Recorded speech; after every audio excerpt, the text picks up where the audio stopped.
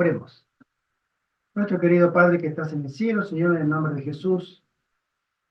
Gracias, Padre, porque nos has reunido a un pequeño grupo de tus hijos e hijas en tu santo día para que podamos alabar tu nombre y adorarte, Señor.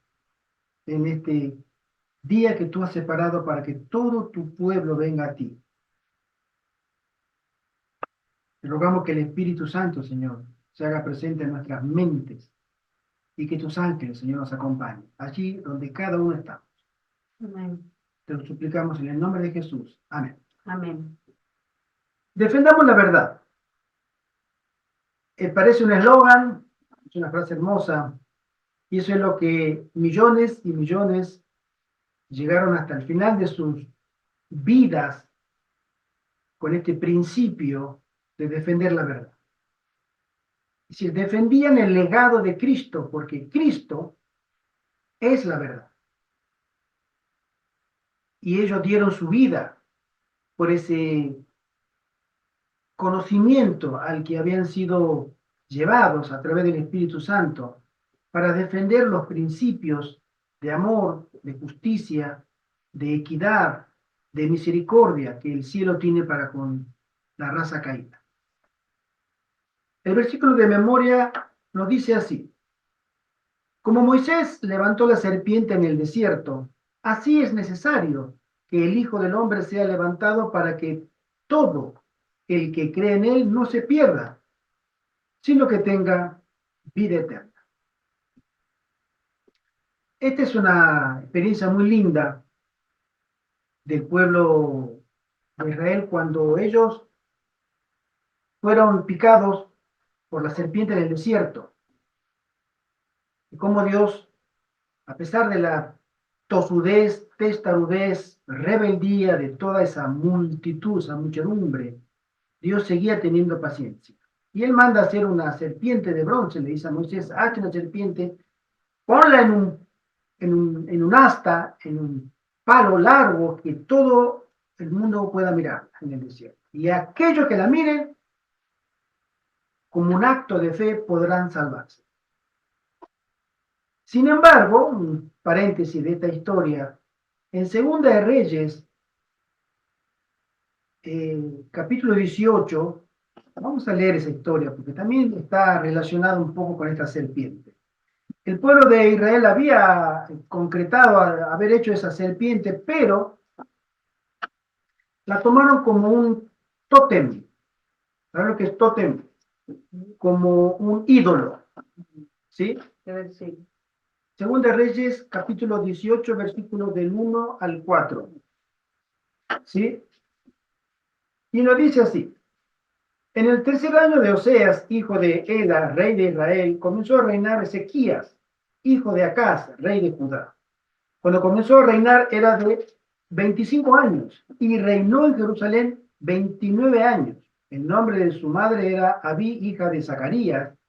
Hizo lo recto ante los ojos de Jehová, conforme a todas las cosas que había hecho David su padre. Él quitó los lugares altos y quebró las imágenes y cortó los símbolos de acera e hizo pedazos la serpiente de bronce que había hecho Moisés, porque hasta entonces le quemaban incienso los hijos de Israel, y la llamó Neustán, que significa cosa de bronce, cosa de cobre, cosa de bronce. A veces nosotros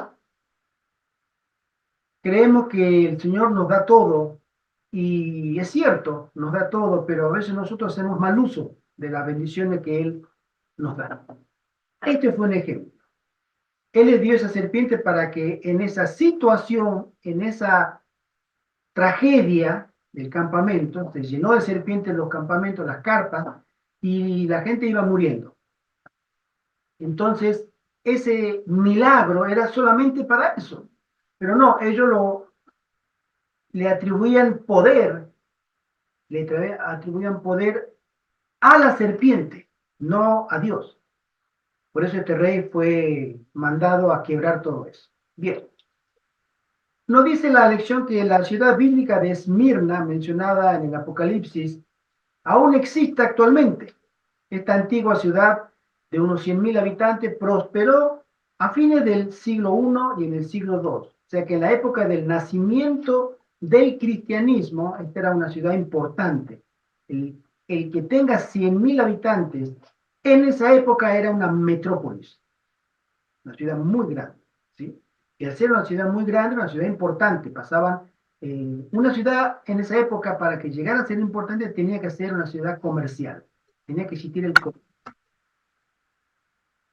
Era una ciudad pujante y extremadamente leal a Roma. Una vez al año se ordenaba que todos los ciudadanos de Esmirna quemaran incienso a los dioses romanos. Evidentemente, en el siglo II, Esmirna tenía también una próspera comunidad cristiana y muchos no iban a acatar esa orden. Roma decía, quemen a los dioses, y los cristianos decían, no podemos hacerlo. Policarpo, uno de los primeros dirigentes de la iglesia, fue martirizado en la plaza pública de Esmirna, quemado en la hoguera por negarse a traicionar a su señor, quemando incienso a los dioses romanos. Cuando se le exigió por última vez que renegara de Cristo para que no sea quemado, el anciano respondió, 86 años lo he servido a Cristo y no me ha hecho ningún mal. ¿Cómo puedo hablar mal de mi rey que me salvó? Eso resume el pensamiento de otros millones de cristianos que en la edad primitiva del cristianismo, comienzo de la Edad Media, en el esplendor de la Edad Media o Edad Oscura, y hasta el final del papado, en el año 1798, cayeron por defender la verdad. Nosotros hemos perdido de vista lo que significa ese sacrificio que ellos hicieron para que hoy cada uno de nosotros tenga este libro, que es la Biblia. Ellos pagaron con su vida el querer y conservar la verdad escrita en este libro. A veces no tenemos idea de lo que ha significado a través de los siglos los ríos de sangre que se han derramado para que este libro, manchado de sangre inocente, llegara a nuestras manos. No ha sido una tarea fácil, una tarea liviana. Dios se reservó los suyos para que nosotros pudiéramos hoy leer Mateo, leer a Pablo, leer a Juan, leer a Pedro, leer a Moisés y seguir aprendiendo para continuar defendiendo la verdad. Y eso es lo que vamos a estudiar esta semana. A lo largo de los siglos, hombres y mujeres han estado dispuestos a sufrir el martirio antes que renunciar a su fe en Cristo. Su sacrificio reaviva nuestro coraje. La historia de su compromiso con Cristo renueva el nuestro. Esta semana examinaremos algunos principios bíblicos que motivaron a los valdenses y a los reformadores posteriores, como Has y Jerónimo, a permanecer fieles al Señor como fuera, incluso bajo la amenaza de muerte del mismo poder que mató a Policarpo, que Roma, pero ahora en su fase papal. En la línea del tiempo, desde el aposento alto hasta hoy, tenemos 19 siglos, en esa línea del tiempo. De los 19 siglos, tenemos apenas un trocito de 2 siglos de una relativa libertad. Los 17 siglos fueron de martirio, persecución, sangre, hoguera, cárcel. Tremendo lo que sufría esta gente por leer, creer y transmitir esa verdad. Nosotros hoy estamos en ese pequeño segmento al final que tenemos una relativa, no es una libertad, sino una relativa libertad comparada a lo que ellos sufrieron en su persecución. Pero sin embargo, esta relativa libertad, a partir de lo que conocemos como la Revolución Francesa o la caída del papado, esta libertad está comenzando a desaparecer. Esta libertad que nosotros hoy disfrutamos está comenzando a desaparecer delante de nuestros ojos. Porque hoy no puedo hablar mucho de cosas que están sucediendo que afectan a nuestra vida espiritual porque YouTube me censura. Buenos días, hermano Buenos Arturo, días, hermano hermanita Arturo Pilar. Pilar. Bienvenido. Bendiciones. Sábado. El Señor le bendiga. Damos la bienvenida a nuestra querida hermana Mercedes. Bienvenida, Mercedes. Feliz sábado, hermanita. Feliz sábado para todos, hermanos. Igualmente con ti, Sábado, hermanita, hermano bendiciones. Mercedes. Bendiciones. Bendiciones. Bendiciones. Bien. El día domingo dice perseguida pero triunfante, se refiere a la iglesia. Hay una referencia en el libro de Daniel 7:23, pero no es capítulo 7, es capítulo 8. Está mal escrito. ¿Sí? Estuve chequeándolo, es Daniel 8:23 al 25. Vamos a leer. Y dice así. Y al fin del reinado de estos, cuando los transgresores llegan al colmo, se levantará un rey altivo de rostro y entendido en enigmas. ¿Qué estamos leyendo? Acá menciona perseguida pero triunfante. ¿A qué períodos proféticos se refieren estos pasajes? Tanto Daniel capítulo 8 como Apocalipsis capítulo 12. Verso 24 dice, y su poder se fortalecerá, pero no con fuerza propia, y causará grandes ruinas y prosperará, y hará arbitrariamente, y destruirá a los fuertes y al pueblo de los santos. Con su sagacidad hará prosperar el engaño en su mano, y en su corazón se engrandecerá, y sin aviso destruirá a muchos y se levantará contra el príncipe de los príncipes, pero será quebrantado, aunque no por mano humana. Amén. Cuando el pueblo de Dios permanece fiel a él, Satanás, obviamente, entra en cólera. Ya sea toda una iglesia, ya sea toda una familia, o ya sea una sola persona dentro de una familia.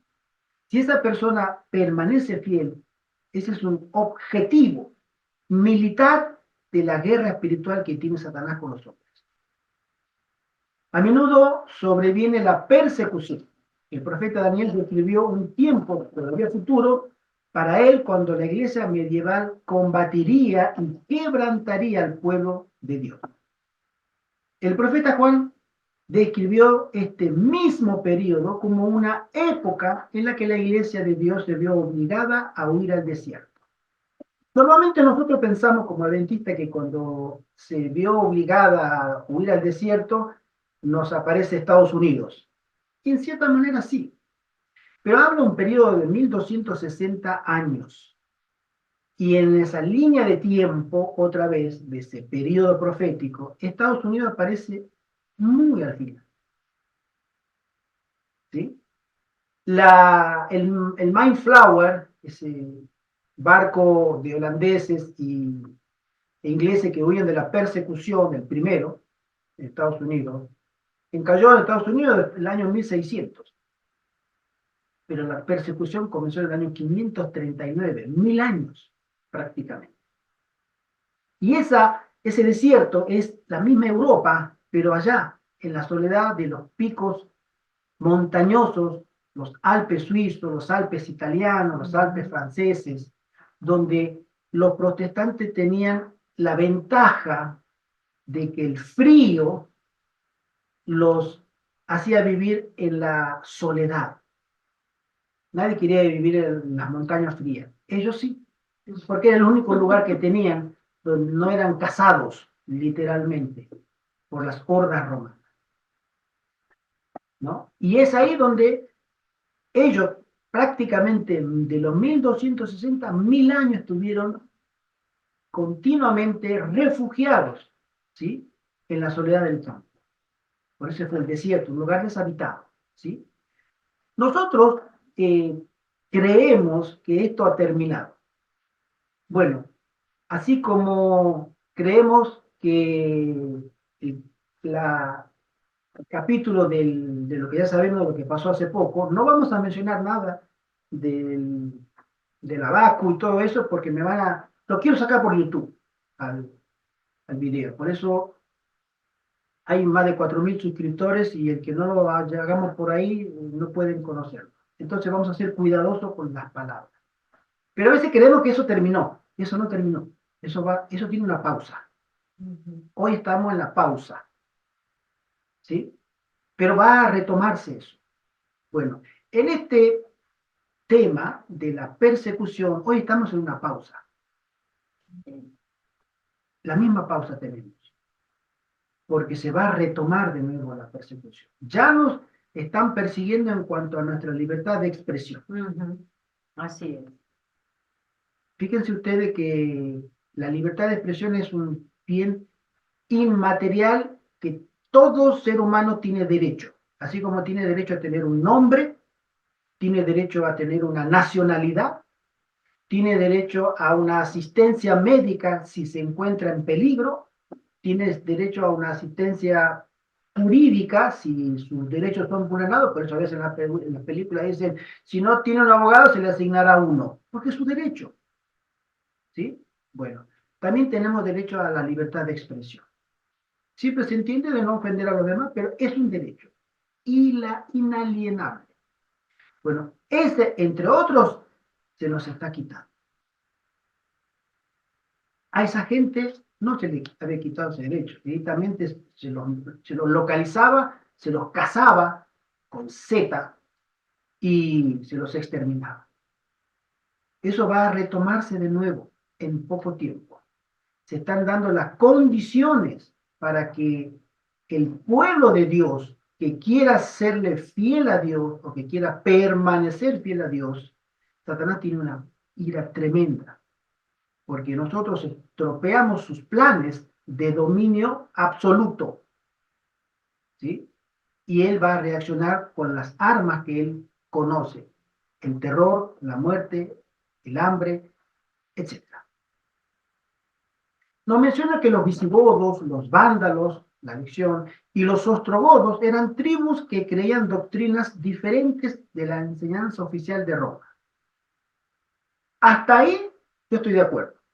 Eran diferentes. Los 1260 días comenzaron cuando la última de estas tribus, los bárbaros, los ostrogodos, fueron expulsados de Roma en el año 538. Ahí hubo una alianza militar de los francos ayudándole al rey, o al papado, era el rey político y sumo sacerdote religioso, ¿sí? Este periodo de oscuridad, desde el año 538, sobre 1260 años, termina en el año 1798. Exacto. Es más, fue de febrero del año 538 y termina en febrero del año 1798. Preciso. Entonces, esto es un periodo que creo que se habla de millones que cayeron bajo las armas de Roma. Pero los millones que cayeron bajo las armas de Roma fueron muchos más millones de lo que nosotros pensamos, primero en número y segundo en la época temporal. Porque fíjense ustedes, voy a dar un ejemplo muy sencillo. Nosotros hoy en la actualidad somos 8.000 millones de personas, habitantes en este planeta. Si tú matas a 50 millones sobre 8.000 millones, 50 millones, varios países o muchos países tienen esa cantidad de habitantes, o más, pero 50, se habla entre 50 y 100 millones que murieron. Pero cuando la Tierra, el planeta, tenía menos de 1.000 millones, en la época de la Edad Media no había 8.000 millones. En promedio, en la época de Jesús, la Tierra estaba habitada, según los cálculos, de 250 a 300 millones de habitantes en el mundo. En el año 1000 había alrededor de 500 millones en el mundo.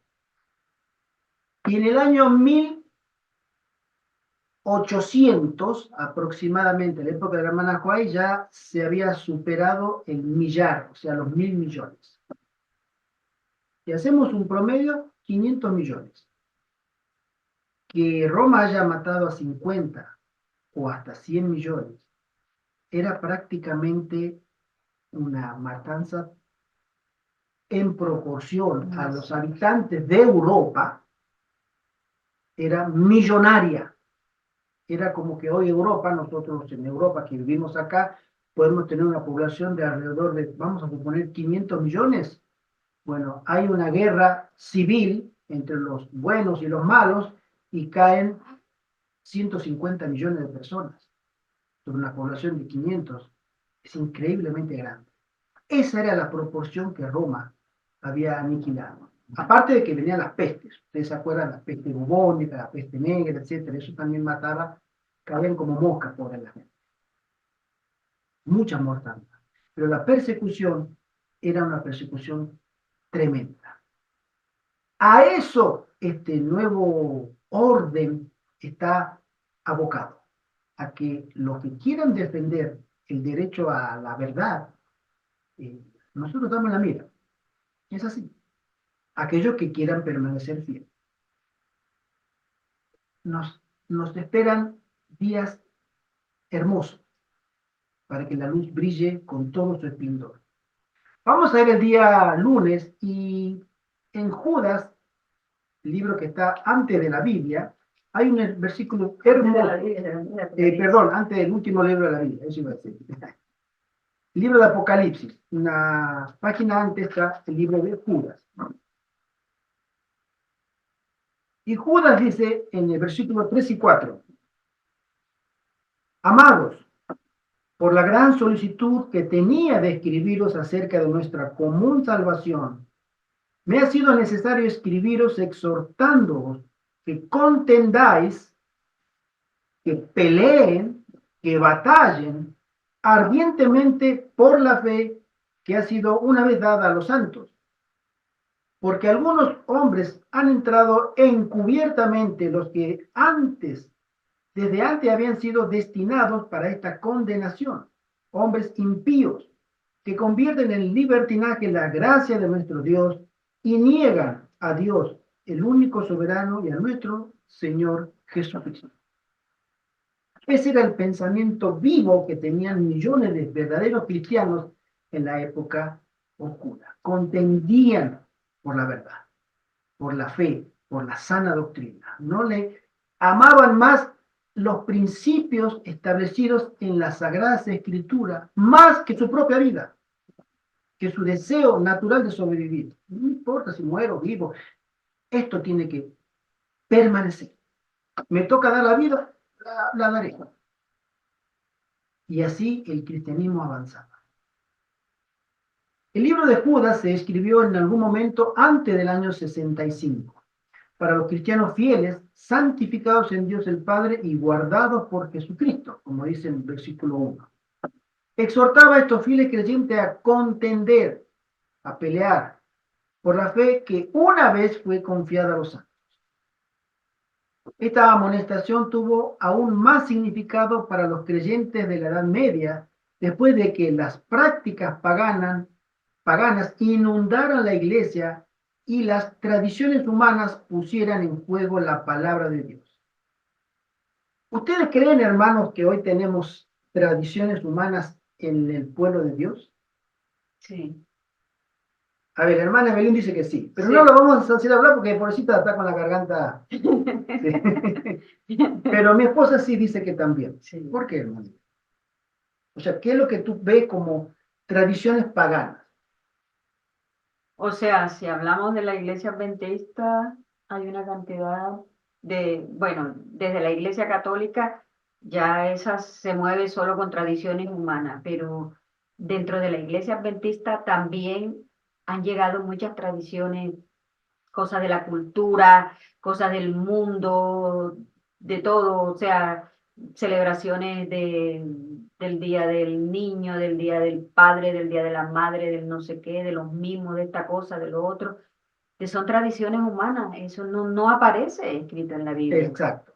No están en la Biblia que celebremos el Día de las Madres, ni el Día del Agua, ni el Día de la Tierra, ni nada de eso. Sí, hay que honrar al padre y a la madre, claro que sí, pero no tenemos que irlo a celebrar a una iglesia. Así, bueno, si de pronto es una fecha especial, se hace una comidita y una celebración en familia y se agasaja a la reina de la casa, pero no tenemos que ir a llevar eso a la iglesia, pienso yo.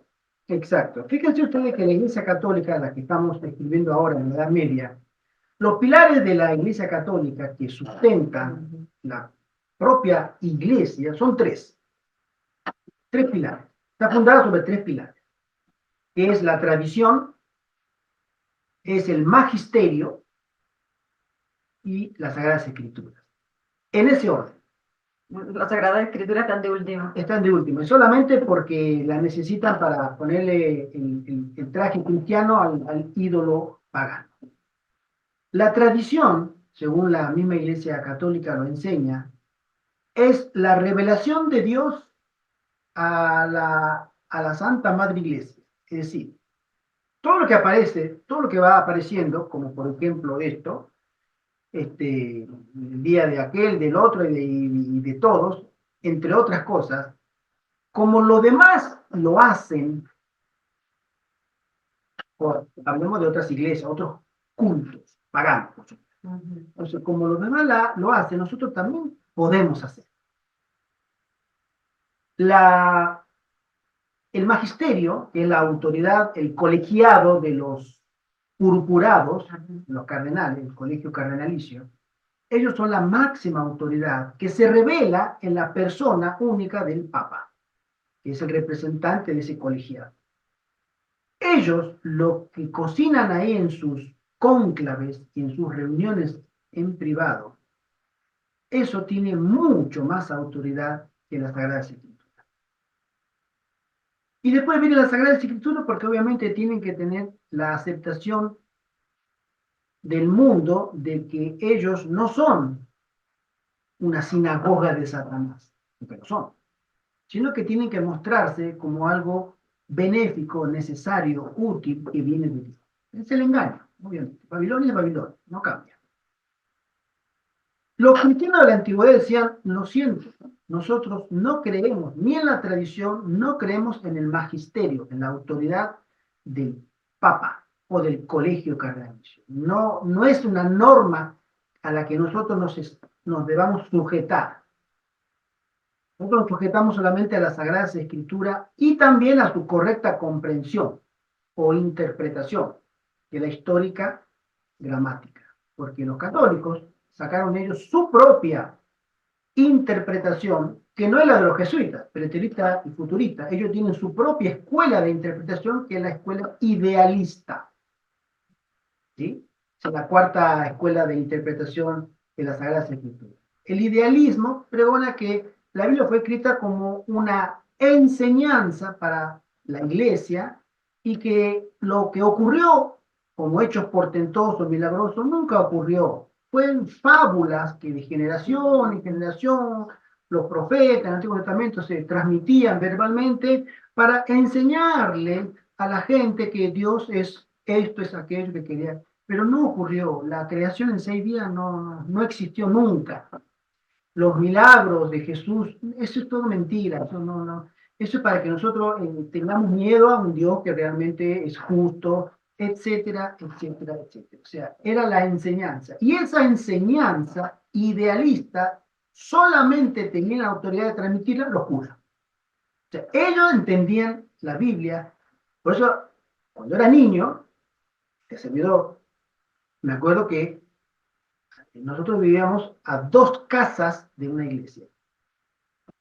Y los sacerdotes nos decían, cuando éramos niños, que ellos eran los únicos que podían interpretar la Biblia y que todo el mundo tenía que hacerle caso a ellos, porque ellos habían estudiado. Y todo lo demás eran ignorantes. Ellos estudiaron, entonces todo lo que iba una señora, una mamá, un padre, una familia piadosa a misa, querían consejo, la autoridad era el cura, no era ni la Biblia, no era nada, era el cura. Lo que el cura decía, iba a misa, como se dice. Bueno, eso era común y únicamente existía ese criterio en la Edad Media, en los 1260 años de opresión. Excepto que un pueblo quería defender la verdad.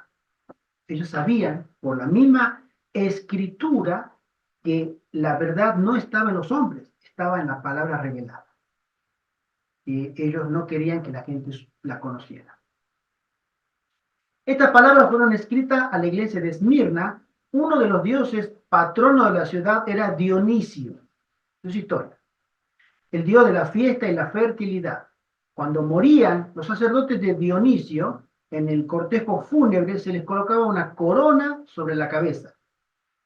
Juan contrasta esta corona terrenal que se colocaba en la cabeza al morir con la corona de la vida que se coloca en la cabeza de los que vencen a las fuerzas del mal. La corona de la vida se entrega a quienes soportaron pruebas, dificultades, sufrimientos y la muerte misma por amor de Cristo. Hermanos, a mí cuando me toca hablar de estos temas, en cierta manera me emociono. Hace muchos años leí un libro, La fe de los mártires. He leído testimonios históricos, por supuesto, ¿no? Que son realmente estremecedores.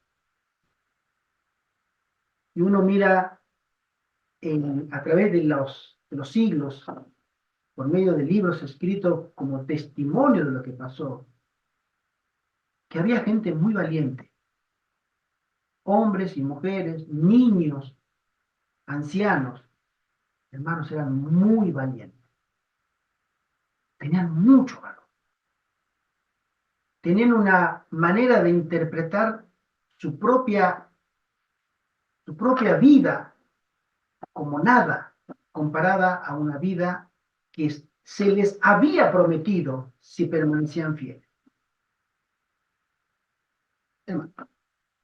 A mí me llama mucho la atención, ¿verdad? Cuando yo leo todas estas cosas, cuando se habla de los valdenses, de los hugonotes y de todas esas personas que vivían en los Alpes suizos, en los Alpes en el Pirineo italiano, en Francia, pero siempre en las montañas. Y yo sé que allí en esas montañas en el invierno hace frío, eran otras épocas. No había la tecnología ni las comodidades que hoy hay, que uno puede poner una calefacción de leña, de gas, de eléctrica, de lo que sea. No había nada de eso, no se había inventado nada de eso, porque ellos escribían los papelitos de las Sagradas Escrituras para repartirlo a la luz de una vela y usaban túnicas, no tenían esos vestidos tan abrigados que hoy en día podemos adquirir o conseguir. Y yo digo, ¿de qué estaba hecha esa gente? ¿De qué estaba hecha esa gente que se hace diferente a nosotros? Aquí a este puesto de avanzada nadie quiere venir porque aquí hace frío. Ah, y sin embargo, bueno, ya estamos colocando la calefacción, ya se pusieron todos los radiadores, nada más falta que el carterero venga a darle el ok, a instalarla, pues a encenderla para el próximo invierno. Pero yo me pregunto, no encuentro respuestas en mi cabeza de qué estaba hecha esa gente, qué comían, cómo hacían para paliar el frío. Bueno, vivían en una cueva, me imagino que prendían una hoguera, pero era suficiente No eso. había chimenea, en la cueva se te llena de humo, te mueres asfixiado. Exactamente. Yo decía, ¿qué hacen ellos? O sea, ¿qué comían? ¿De qué estaban hechos? Porque el frío se les metía por la túnica. Ah, de noche, esas noches debían ser unas noches tenebrosas y larguísimas por el frío que hacía. ¿Y los inviernos? Por eso los inviernos. A nosotros nos tocó dormir aquí una noche cuando esto era la cueva, y dormimos vestidos, con abrigo, con guantes. Yo no pude pegar los ojos en la noche. Dormimos, digo, nos tiramos en el colchón. Yo en la habitación que está aquí al frente y Gerardo en la que está allá atrás. El frío se metía por esas ventanas rotas y aún abrigada con dos mantas encima, yo no podía paliar el frío. No sé, se seguía sintiendo ese frío. Y digo, cuando estuvimos en Italia, que tuvimos la oportunidad de ir cerca donde estaba la cueva, una de las cuevas de los valdenses, pero no llegamos a la propia cueva, sino por ahí cerca. Habían afiches y habían cosas de ellos. Y yo decía, esto acá está alto, aquí esto era inclemente en esas épocas, ahora ya hay carretera, en esas épocas peor, caminos empedrados. Y decía, y o sea, no encuentro la respuesta de qué tenía esta gente que los hizo tan valientes, cómo se apartaron, cómo desafiaban las inclemencias del tiempo, de la vida y todo. ¿Cuánto nos falta a nosotros? ¿Cuánto Así nos es. falta para compararnos con ellos? Hay una obra que el Espíritu Santo tiene que hacer en todos nosotros, en todo y cada uno de nosotros. Yo soy el primero en la lista, porque es una obra de perfeccionamiento de carácter. Pero esta obra, Dios en su soberanía determinó que esa obra se la tienen que hacer, o los resultados son mejores cuando está hecha en la dificultad, en la necesidad y en la persecución. Por eso esta iglesia brillaba tanto y tenían tanto ese fervor porque eran perseguidos. Si no hubieran sido perseguidos, ¿para qué esforzarnos tanto? Pero la persecución sacaba lo mejor de lo mejor que un cristiano convertido puede dar. Hay un solo relato de este libro que yo he leído que siempre me ha impactado. Capturan a un niño, unos 10 años, con sus padres valdenses, y lo iban a sacrificar, lo iban a meter en la hoguera. Y los sacerdotes le dicen a los padres, si ustedes no se retractan, vamos a matar a su hijo delante de ustedes y lo vamos a quemar a él primero, para que ustedes vean cómo arde su hijo en la hoguera y después comenzaremos con ustedes. Y ellos se miraban. Hermanos, hay que tener mucho valor para ver a tu hijo arder. Tenía un corazón de acero, Es tu hijo. de piedra. Tienes que ser muy fuerte. Y ellos se miraban y estaban a punto de ceder. Pero el hijo de 10 años les gritó y le dijo, padre, madre, no desfallezcan. Ustedes me enseñaron el camino. Ustedes a mí me enseñaron a amar a Cristo. No abandonen la fe, que nos veremos en el cielo cada uno con su corona.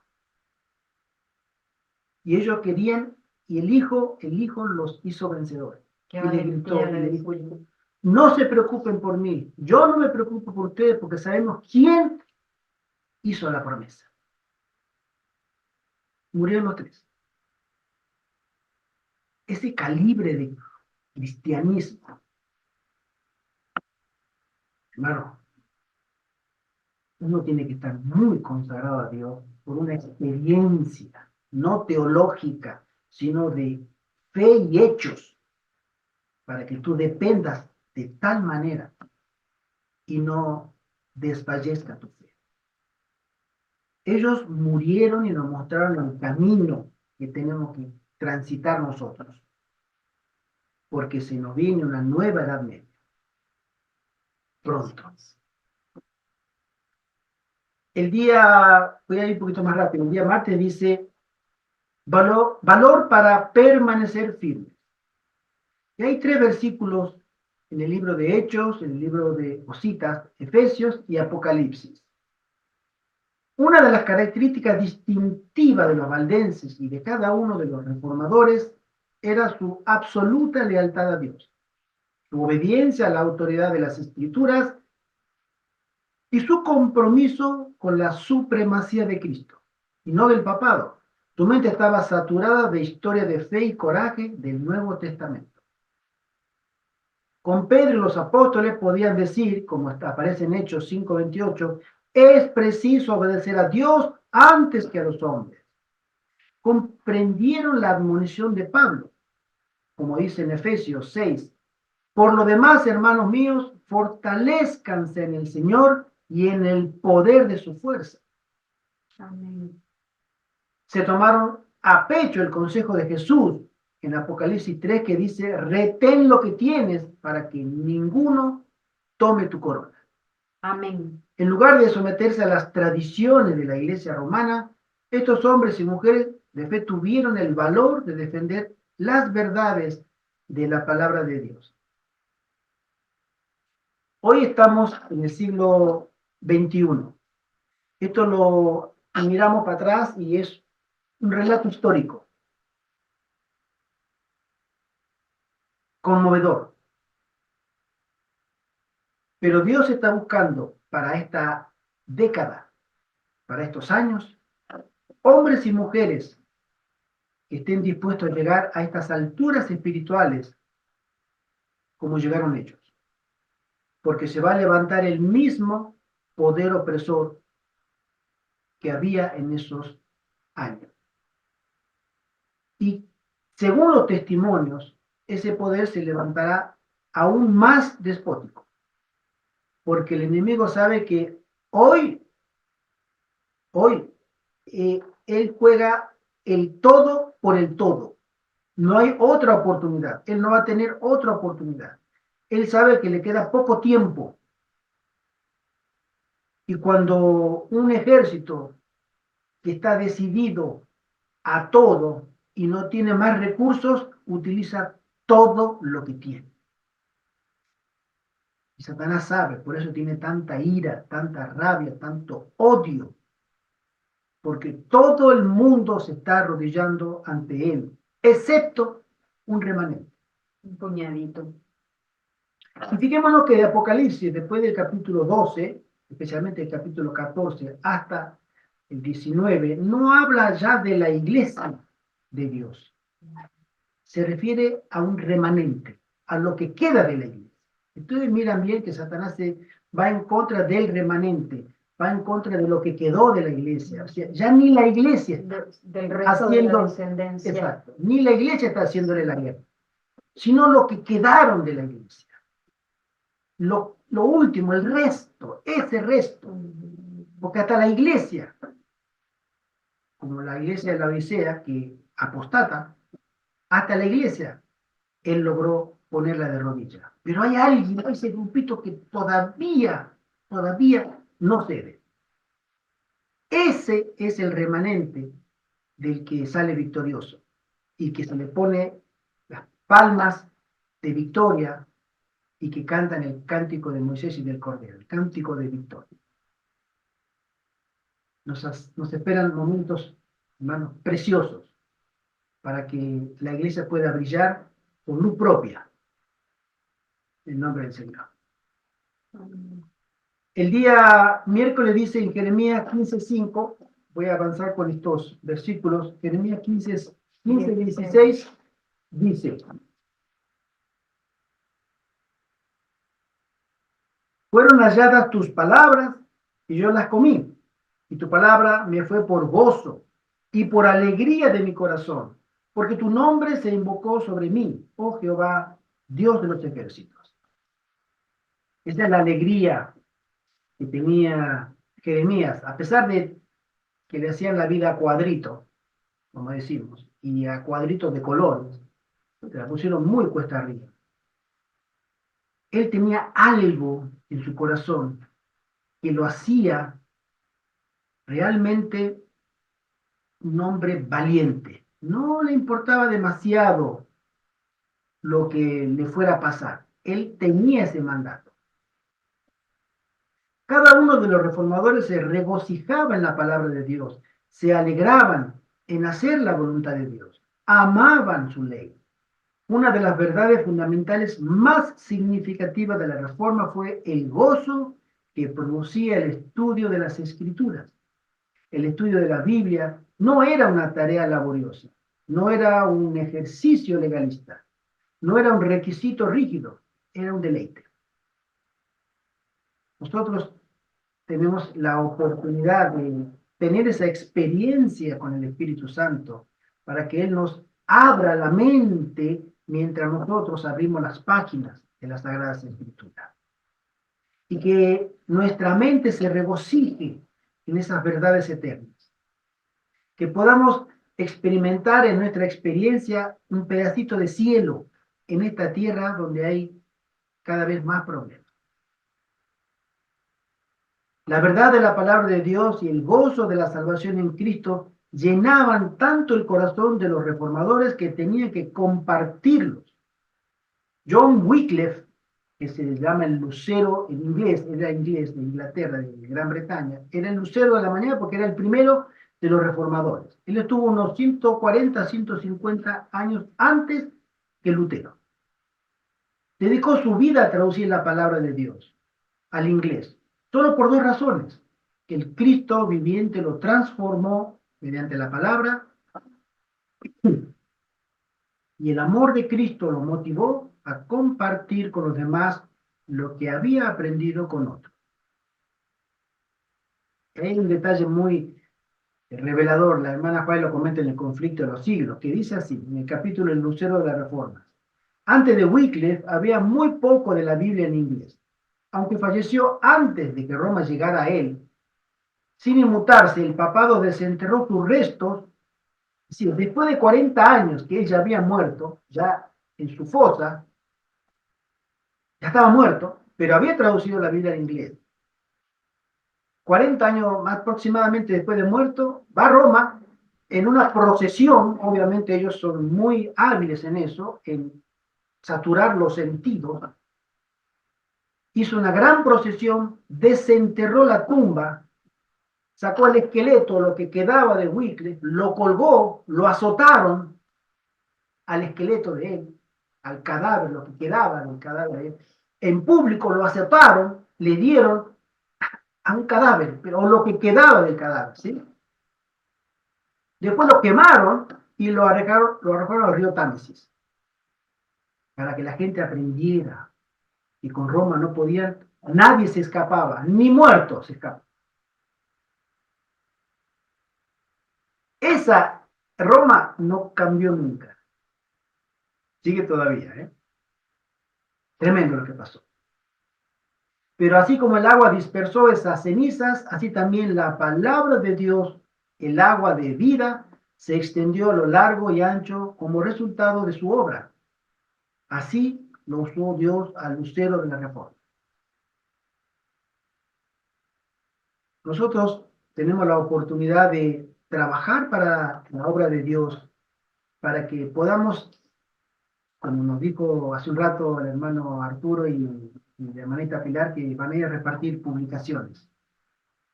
Que el Señor les bendiga. Sí. Grandemente, porque esa obra son muy pocos los que la están haciendo. Pero la hermana Huay, en una de las visiones, ella menciona que la obra de la página impresa llegaría hasta la misma segunda venida de Cristo. Porque ella menciona una visión que dice: yo vi a los santos escondidos en las cuevas.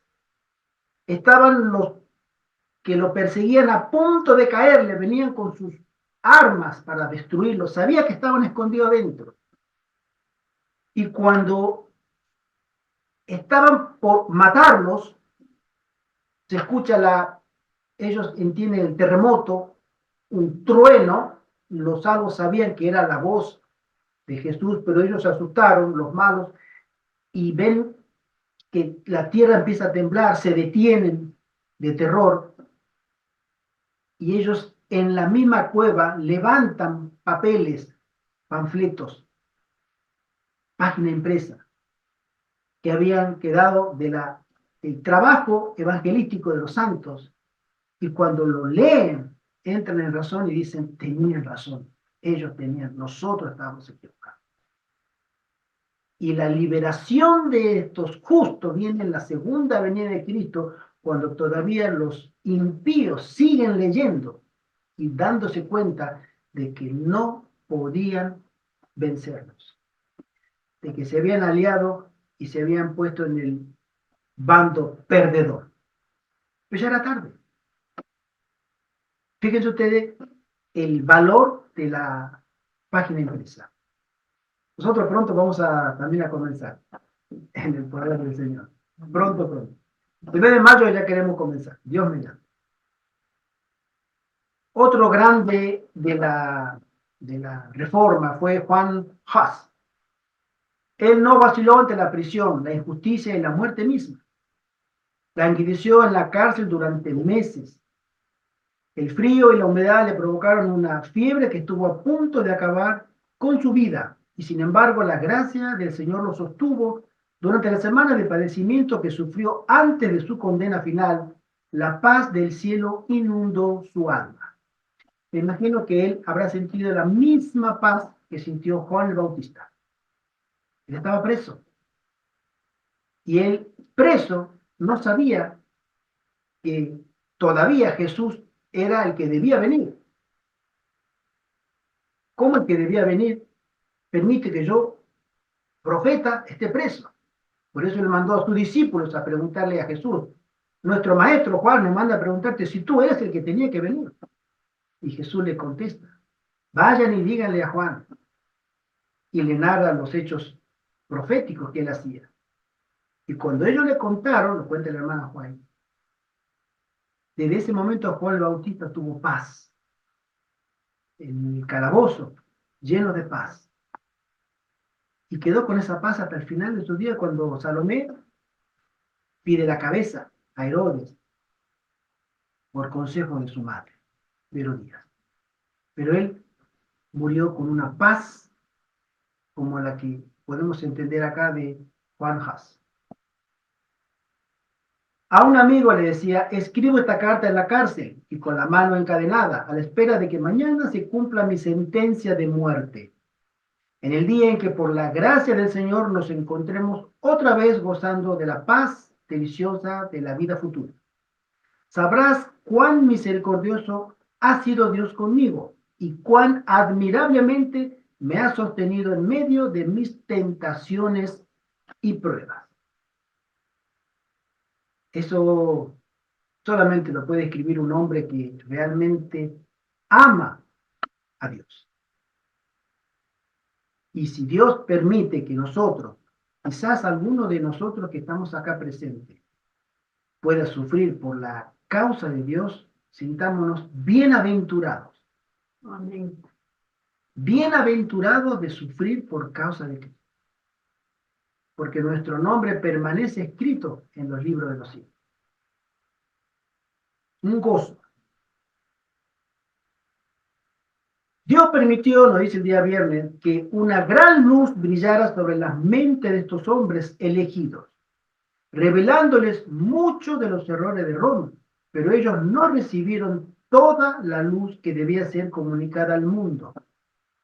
A través de estos hombres, sus siervos, Dios fue sacando a su pueblo de las tinieblas del romanismo, pero tenían que arrostrar muchos y muy grandes obstáculos, y Él los conducía paso a paso según lo permitían las fuerzas de ellos.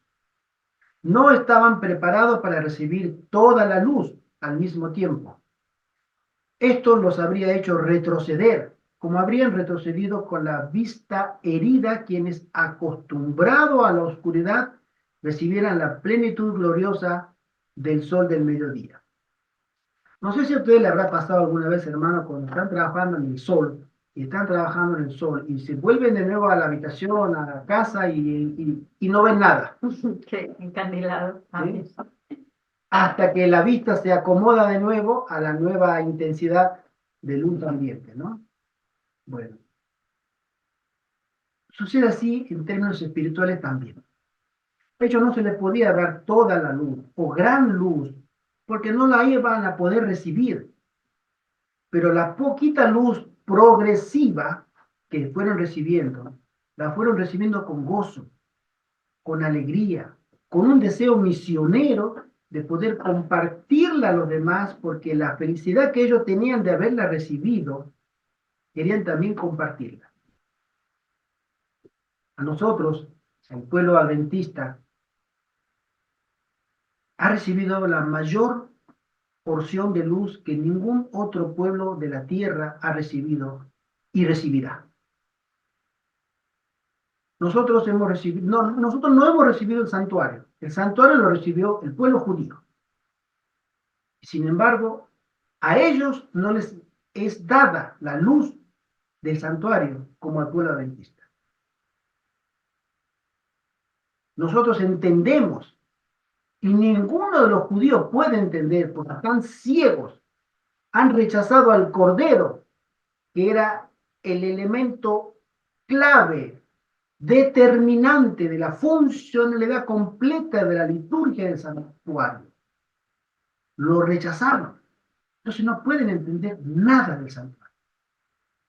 Pero nosotros, como pueblo de Dios, el Señor tuvo misericordia y le reveló al Cordero en el santuario, desde el atrio hasta la salida del lugar santísimo, allá en el cielo. Aquí en la tierra y allá en el cielo. Y esa luz es la que el pueblo necesita entender, gozar, disfrutar de esa maravilla del plan de salvación relatado en figuras, como dice Hebreo, para que podamos compartirla con los demás. El Señor desea que cada uno de nosotros tengamos una experiencia. Y yo agregaría personalmente, en mi humilde opinión, dejémonos de tanta teología y seamos prácticos. Seamos prácticos. Como los veo a los hermanos y los admiro humildemente.